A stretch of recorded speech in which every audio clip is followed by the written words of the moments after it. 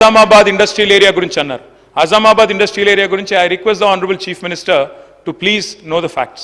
Azamabad industrial area allot చేసింది దాదాపు 40-50 ఏళ్ల కిందట సబ్జెక్ట్ టు కరెక్షన్, దశాబ్దాల కిందట. దాని పర్పస్ నెరవేరిన తర్వాత తప్పకుండా దాన్ని కన్వర్ట్ చేసుకునే అధికారం ప్రభుత్వానికి ఉంటుంది. ఆ పర్పస్ ఏదైతే ఇండస్ట్రీ పెట్టారు, నడిపారు, కొంత కాల పరిమితి కూడా ఇచ్చి ఉంటారు కండిషనల్ అలాట్మెంట్లో, అది నెరవేరిన తర్వాత మార్చుకోవచ్చు.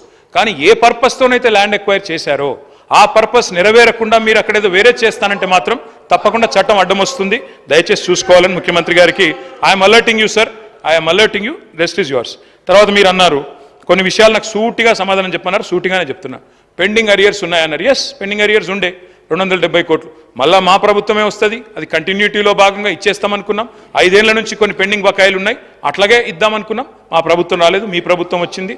Government is a continuous institution.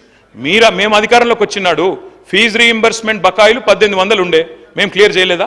It's a continuous institution. ఇవాళ మీరున్నారు, రేపు ఇంకోరు వస్తారు, ఎల్లుండి ఇంకోరు వస్తారు. It's a continuous institution, please remember that. మీరు ఇంకో మాట అన్నారు, ఫస్ట్ ఇయర్ బతుకమ్మ చీరలు పెట్టినప్పుడు సూరత్ ఏదో స్కామ్ ఆడికెళ్ళి కొనుక్కొచ్చింది అన్నారు.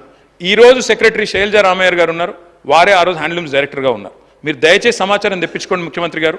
మీరు అక్కడ ఎవరో స్థానికంగా పొలిటికల్గా ఏదో మా మీద దుగ్ధం ఉన్న వాళ్ళు ఏదో చెప్తే దయచేసి నమ్మి మోసపోకండి. Please get the facts. నేను ఒకటే రిక్వెస్ట్ చేస్తా ఉన్నా. నేను సూటిగా అడిగిన ప్రశ్న, మీరు సిరిసిల్ల చేనేత కార్మికులతోని నేయించలేదు, సిరిసిల్ల కార్మికులకు ఇవ్వలేదు పని, సూరత్ నుంచి కొనుగోలు చేసిన నేను నిర్దిష్టమైన ఆరోపణ చేస్తున్నా. ఇప్పుడు కూడా నేను ఆ మాట కట్టుబడి ఉన్నా. ఈరోజు ఎక్కడైతే సూరత్ నుంచి కొనుగోలు చేసిండ్రో వాటన్నిటిని కూడా నేను నిరూపిస్తాను. వారు సూరత్ నుంచి కొన్నరా లేదా సమాధానం చెప్పకుండా ఒక అధికారి పేరుని ఇక్కడ వారు, ఎందుకంటే అధికారుల పేర్లు ప్రస్తావిస్తే అధికారులు సభలోకి వచ్చి మాట్లాడలేరు అధ్యక్ష. అధికారుల పేర్లు తీసుకోవాలన్నా తీసుకోకూడదా, తీసుకోవాలంటే స్పీకర్ అనుమతి ముందస్తుగా తీసుకోవాలన్నా లేదా, ఈ అంశాలన్నీ గొప్ప గొప్ప చదువులు చదువుకున్న ఆయనకు మరి తెలుసో తెలియదో నాకు తెలియదు. నేనైతే కొండారెడ్డిపల్లిలో చదువుకున్నా, తాండ్రలో చదువుకున్నా, వనపర్తిలో చదువుకున్నా, హైదరాబాద్లో చదువుకున్నా, అన్ని గవర్నమెంట్ స్కూళ్ళలో చదువుకున్నా అధ్యక్ష. నేను జడ్పీహెచ్ఎస్లో చదువుకున్నా, నేను గుంటూరు పోలేదు, నేనేమో జ్ఞానం కోసం పక్క రాష్ట్రాలకు పోయి చదువుకోలే.